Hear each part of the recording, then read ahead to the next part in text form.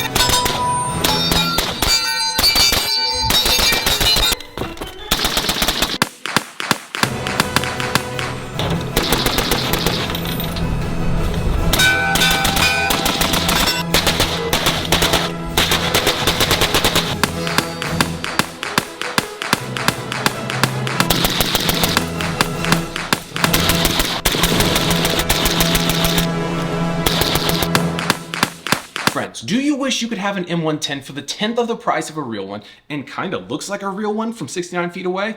Me too. Have you ever wanted an M16a1 for a fraction of the price that's kind of clone correct? Don't we all? When is the last time you desired an M110a1 in your safe that's kind of nothing like an actual M110a1 but still looks really neat? Wow, just a few seconds ago? Me too. Do you have a structured settlement and you need cash now? Oh. No, next one?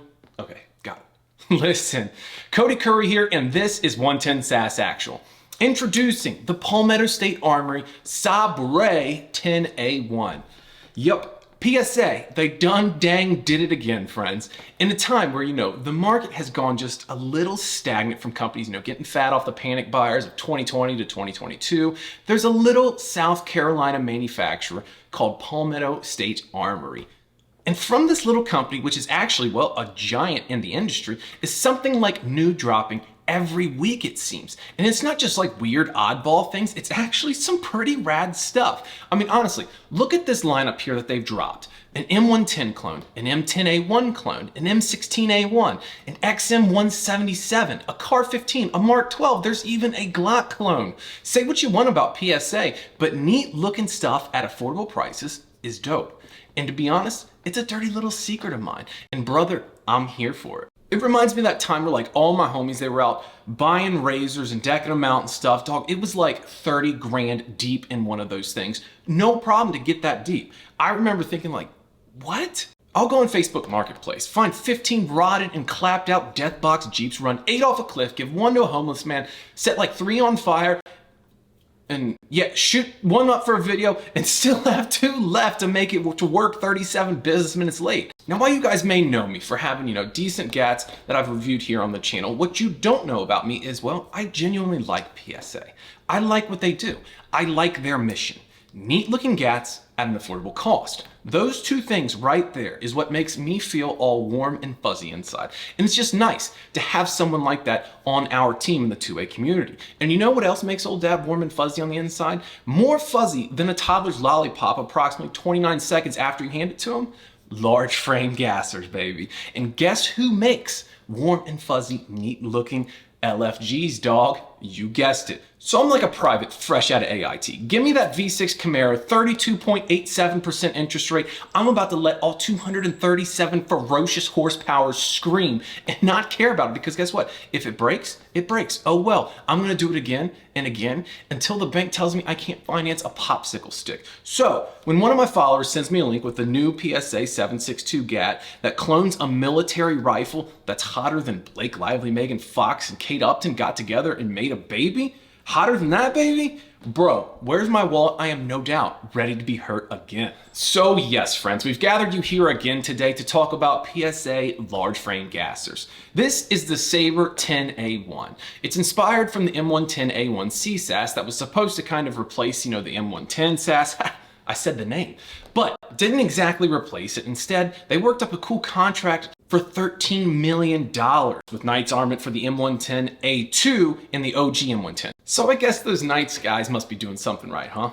So, the Sabre. What we have here, it's a 16-inch billet AR, chambered in, of course, the Lord's rifle caliber of 7.62. You have a tasteful mess of moss green, burnt bronze, flat dark earth, and that HK mustard sauce RAL 8000 paint. You get a 1-to-10 twist pipe with an adjustable gas block, a 3-prong flash comp, a 15-inch M-lock rail, a hard chrome finish on the bolt carrier group, a DLC-coated 2-stage trigger, a B5 SOP mod stock, a Radian charging handle, and safety. Neat, right? And she comes in right at $1,300. Seems like, a whole lot of bang for your buck, right? Actually, it's a whole lot of bang for your buck. Slap literally any mid-tier brand logo on this thing and it would go for $2,500 8 days a week. No question about it. But the real question is, while it may look pretty hot, does it perform as good as it looks? Let's talk about it. First, running and gunning with this bad Larry. A 16-inch is kind of like my max length for like a general purpose, dual roll kind of carbine, You can swing it and whip it around without whacking grandmas in the head, next zip code over, but also still get some decent terminal ballistics down range. 16-inch is like my max for that. I really actually more enjoy like a 14.5 gap for that particular kind of roll, whether it's 5.56, 7.62, or even 6.5. But the extra 1.5 inches, it isn't necessarily the end of the world. So I'm still gonna beat the brakes off of it. Let's be real here, guys. Now, what I feel this PSA does very well is swing and point. Out of the box, the thing is you are getting a nice SOP mod stock, which is absolutely my favorite. I feel it just agrees with my big ugly face and just kind of complements my cheek weld very, very well. You also have a pretty nice grip that has, a pretty rather aggressive texture on it. And, you certainly aren't slipping off of that. And you have a pretty decent slim profile rail. Simply put, this thing just feels solid in your hands. And when you go to pop this weapon, I feel I have excellent control over it and I'll be able to manipulate it, no problem. It just feels like familiar to me. Out of the box, you don't have to change anything. It just feels good. Like, they aren't throwing any crazy, like, oddball junk accessories on it, to make it look different. It's simple, and it just feels really solid. Now, as far as the build quality goes, guys, genuinely, I don't have anything to complain about with this build. Nothing looks, fits, or feels, out of spec. Lockup, it's nice and tight with the takedown pins. There isn't any weird, out of place, excessive wear and tear on the major parts. It just kind of, feels like the attention to detail is just a step above their cheaper offerings, which is what you should expect when, you purchase something that is advertised as like their more premium offerings. As far as running the gun, now it feels pretty solid. The recoil impulse, it's pretty smooth. 7.62 can be known for pushing people around, but I can get this thing up and running super fast while still maintaining a good positive control over it. It's oftentimes that crap-made guns, regardless of caliber, platform, or whatever, just makes your shooting experience, well, not so great. In some cases to where, it affects your ability to like return to zero on your target because the gun just jumps all over the place. And I didn't get that with the 10A1. Well, it's definitely, not the smoothest large frame gasser ever, that I have ever shot, but for the money, absolutely yes. So accuracy wise, I'm not like terribly disappointed with it, but I'm not also blown away. It's kind of right where you would expect from something in this price range. 40 shots, 4 10-shot groups, average being 1.19 MOA with the 175 grain federal gold medal match. While that's not as great as I'd like it to be, it's not like god-awful AK accuracy. Hooray, I hit the side of that barn. No, it's gonna do okay for you. But the question I'm certain all of you guys are wondering, is it reliable? Did it go bang every time I told it to? Is it a gun that I can depend on? So here's the answer to that question at the moment. I am 1,440 rounds deep on this thing.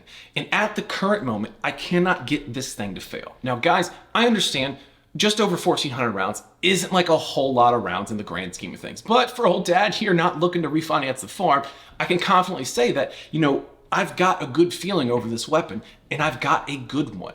It just runs out. It does everything a $1,300 rifle should do. And it does that very well. Out of the box, the only real negative thing that I can say about this particular Sabre 10A1 is we kind of had a little bit of a weak extractor. It just, wouldn't get that brass out of the way with a ton of authority and get it clear out of the action. So eventually this is going to cause problems and issues down the road. So I made the RMA process and got a brand new one sent to me. She eats that brass out with ease now, no issues whatsoever. It's not like it was a tremendous issue before, but it's something down the road I could foresee being a problem. So I wanted to get it taken care of. Super easy to deal with. Got a brand new one. We're solid now. So here's the thing, guys. I own a lot of large frame gassers. I've had one in just about every brand and every flavor. I feel like I've got a pretty good grasp on them, and I feel like I can confidently talk about different brands and comparing them to each other. And here's the thing, guys. This is a $1,300 7.62 rifle. Is it going to perform like a $6,500 one? No, absolutely not. But is it going to perform reliably?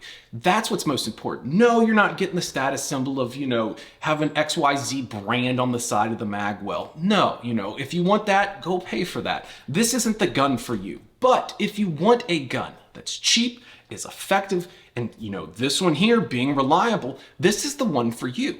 So what you have here is just a large frame 7.62 AR that shoots pretty decent groups. Now remember, if you can call wind, you have a 95% chance of hitting a steel IPSC at 600 yards with a 1 MOA gun. For what this PSA shoots, you should be able to do that as well. It runs out well, it looks pretty, and it only costs $1,300. What's there to honestly complain about? I get it, PSA isn't world renowned for their reliability. It can be hit or miss, but there also isn't a manufacturer out there that doesn't put out brand new items with at least some issues. What separates a trash company from a solid company is how they handle those problems and how they handle their customers. So when I reached out to PSA, we came to the conclusion, that we had a weak extractor in this guy. We got it replaced, and away she ran. So gentlemen, that's a wrap on the Sabre 10A1. We'll catch you next time, all right?